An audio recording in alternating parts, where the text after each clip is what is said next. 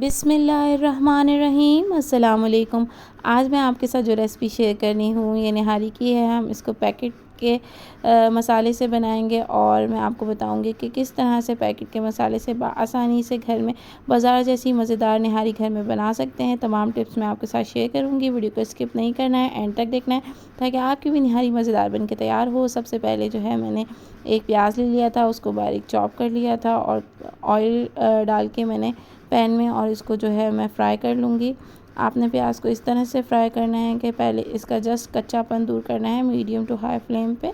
आप ये देख सकते हैं जब ये बिल्कुल ज़रा सा इसमें हल्का सा पिंकिश कलर आ जाएगा तो मैं इसके अंदर जो है मैंने 1 kg गाय का मूँग का गोश्त लिया था। इसको बड़े बड़े पीसेस में जो है वो कटवा लिया था। इस तरह से आप देख सकते हैं इसको मैं प्याज के साथ इसके अंदर मैं डाल दूँगी। हम जो है इसको डालने के बाद अच्छे तरीके से जो है इसको भून लेंगे। पहले ये देखिए चम्मच की मदद से इसको हम भूनेंगे। इसको तकरीबन हम 5 मिनट तक भूनेंगे और इतना भूनेंगे कि इसका कलर जो है ना लाइट गोल्डन ब्राउन आ जाए, बिल्कुल एक अच्छा सा कलर इसका। और इसके बाद जो है हम इसमें मैं आपको बताऊंगी कि इसमें मज़ीद कौन कौन से इंग्रेडिएंट्स लेंगे।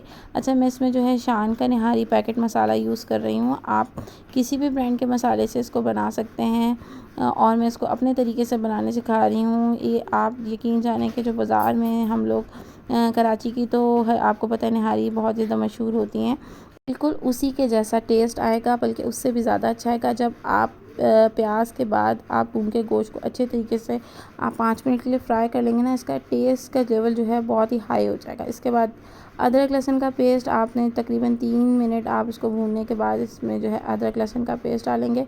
उसको भी जो है आप अच्छे तरीके जो है भून लेंगे। और ये 5 मिनट के बाद आप ये देख सकते हैं मैंने एक शान का पैकेट का मसाला लिया। इसके पीछे जो इंग्रेडिएंट्स लिखे हुए हैं और मेथड लिखा है ना, मैं टोटली उससे चेंज मेथड से आपको बता रही हूँ। इस तरह से बहुत ही ज़्यादा मज़ेदार बन के तैयार होगा।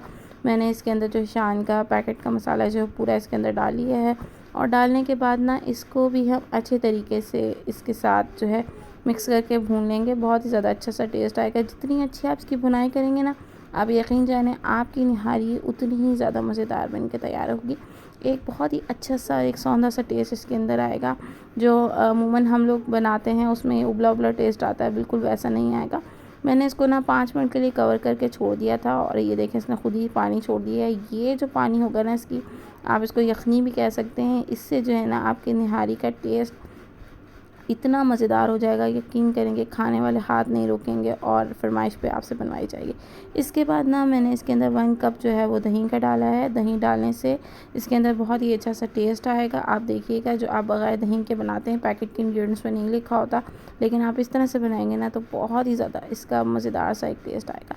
इसके बाद इसके अंदर इतना पानी डाल लेंगे कि ये अच्छे तरीके से गल जाए और मैंने इसको ऊपर से कवर करके पकने के लिए छोड़ दिया गलने तक के लिए।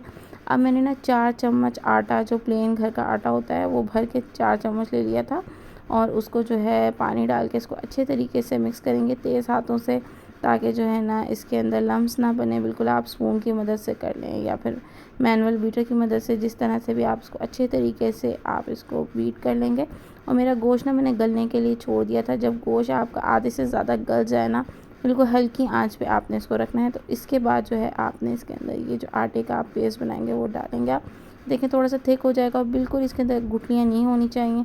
इसके बाद आप देख सकते हैं मैंने अपनी फ्लेम को थोड़ा हाई कर दिया था। आप ना मीडियम टू हाई फ्लेम में ही आपने इसके अंदर ये जो आपने आटे का पेस्ट बनाया है ये आपने डालना है और चम्मच जो है ना अपने साथ साथ चलाते रहना है जब तक ये अच्छे तरीके से मिक्स ना हो जाए, ठीक है, वरना इसके अंदर ना गुठलियाँ बनेंगी। देखें आप एक हाथ से आप डालेंगे और दूसरे हाथ से आप चम्मच को चलाते जाएंगे मुसलसल।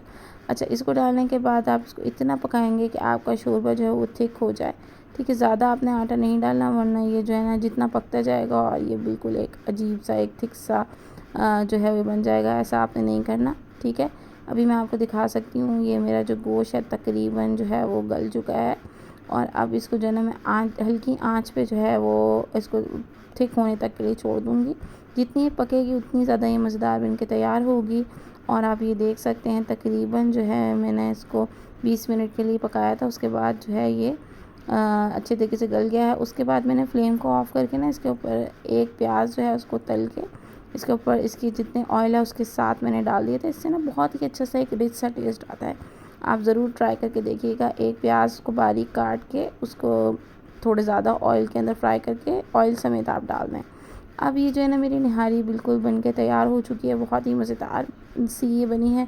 इसके ऊपर गार्निशिंग करूँगी मिर्चें, धनिया की से। अच्छा, और मेरे बच्चे जो है ना बिल्कुल भी जो है अदरक नहीं खाते, तो मैंने इसमें अदरक नहीं डाला। अगर मैं अदरक डाल देती तो वो बिल्कुल नहीं खाते। और ये देखिए मज़ेदार सी निहारी जो है वो बन के तैयार हो चुकी है। देखिए गोश्त भी बिल्कुल मेरा गल चुका है। अगर आप लोगों को ये मेरी रेसिपी पसंद आई हो तो इसको ज़रूर ट्राई कीजिएगा, अपने फ्रेंड्स एंड फैमिली के साथ शेयर कीजिएगा। मुझे कमेंट करके बताइएगा आपको मेरी रेसिपीज़ कैसी लगती हैं। चैनल पे न्यू है, सब्सक्राइब नहीं किया तो सब्सक्राइब भी कर दीजिए, बेल आइकन भी प्रेस कर दीजिए ताकि फ्यूचर में आने वाली तमाम वीडियो की नोटिफिकेशन आप लोगों के पास आ जाए। बहुत जल्द एक नई रेसिपी के साथ आऊँगी। अल्लाह हाफ़िज़।